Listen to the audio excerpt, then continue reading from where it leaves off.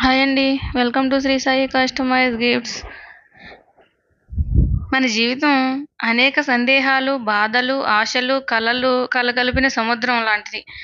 అలాంటి వేళలో మనకొక దివ్య దీవెన కావాలంటే, మనకంటూ ఒక గురువు గాని, లేదా ఒక దేవుడు గాని ఆశ్రయం కావాలనమాట. అలా నాకిష్టమైన దేవుడు సాయిబాబా వారు. అంటే సాయిబాబా వారు కేవలం దేవుడు మాత్రమే కాదు. అది ఒక విశ్వాసం, దయ, సమానత్వానికి రూపం లాంటిది. ఆయన చెప్పింది 2 మాటలు. అదేంటంటే శ్రద్ధ మరియు సబూరి. అవి మన జీవితాన్ని ఎలా మారుస్తాయంటే, శ్రద్ధతో మనం ఏ పని చేసినా మన నమ్మకాన్ని పెంచుకుంటాం అనమాట.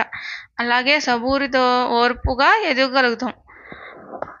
బాబాగారు మతాలకు మించి ఉన్న వ్యక్తిత్వం.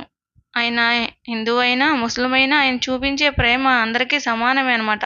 అందుకే ఆయన ముందు నేరుగా మన హృదయాన్ని మనం పెట్టగలుగుతున్నాం.